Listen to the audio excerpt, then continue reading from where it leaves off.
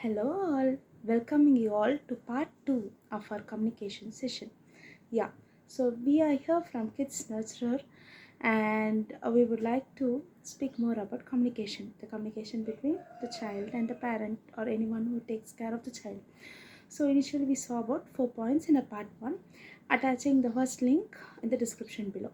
Second one. So today we are going to continue both the same. Okay, what do we need to do? Suppose if a child doesn't understand our simple language, and even when we get down to their level, if they don't understand, what else do we need to do?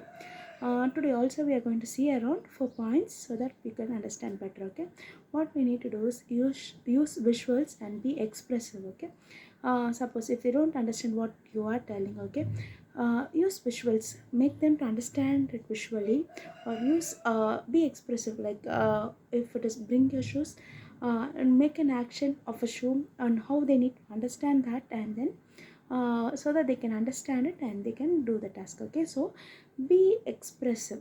Okay, make them to visualize what you are telling, and then they can do the task that you are asking them to do very easily. Okay, so the first thing over here today is be expressive and make them to visualize anything that you do, even from a short story that you are telling during their bedtime. Make them to visualize that the thing that you are telling. Okay, second one, use concrete language.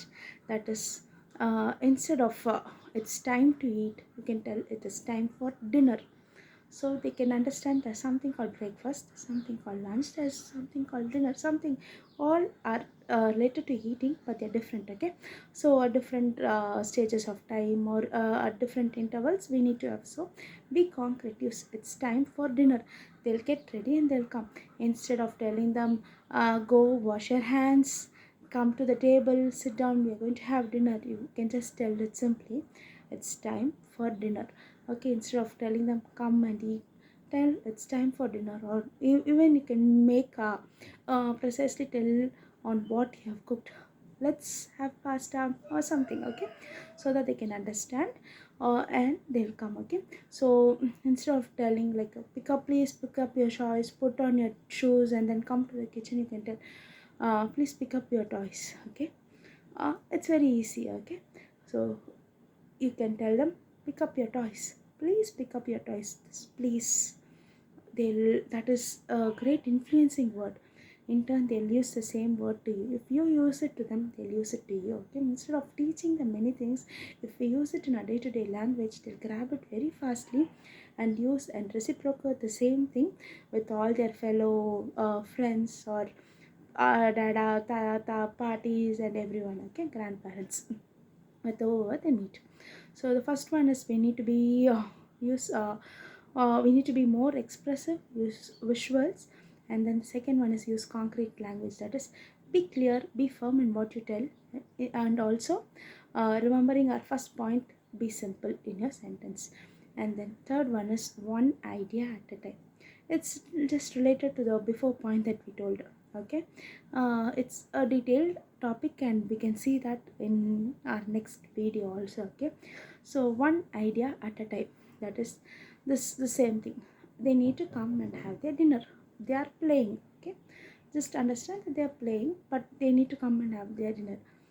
What should all they do? They should put down their toys, and then pick up the toys and put it inside their basket, whatever they have.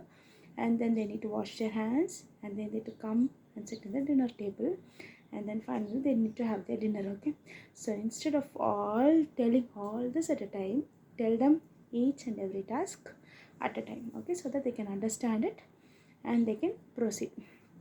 And then the main thing over here is be positive and encouraging. Okay, don't do it, don't play, it's time for dinner, why are you playing now, don't play, stop playing and come. No, be positive. Oh wow, you've done a great job now.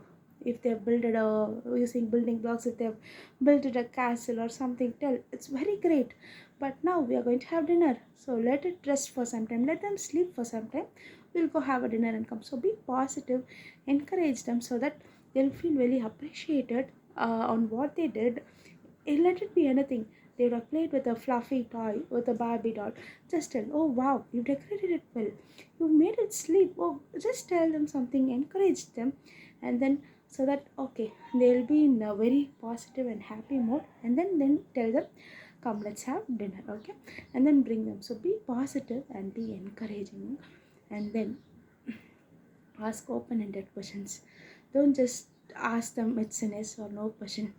Suppose if you go, if they had gone to a park, okay, and if they are coming on the way, we are asking them about the dinner, okay.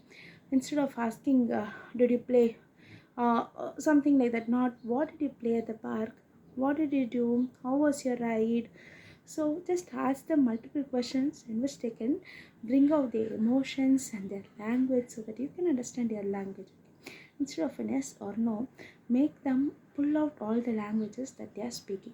So today, in today's session, we are saying about how we need to use visuals and be expressive, use concrete language, and be to the point, and then be using one idea at a time instead of using multiple sentences.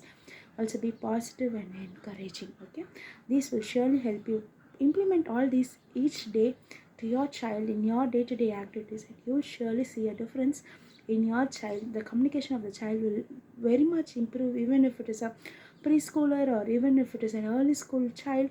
Everything, or the child will easily understand all the anger related issues. They'll be solved because when you come down to their level and if you hold them, they'll cool down, and you can have a great parenting and an easy parenting, at the same time making a gem out of you to shine bright. Thank you and have a great day.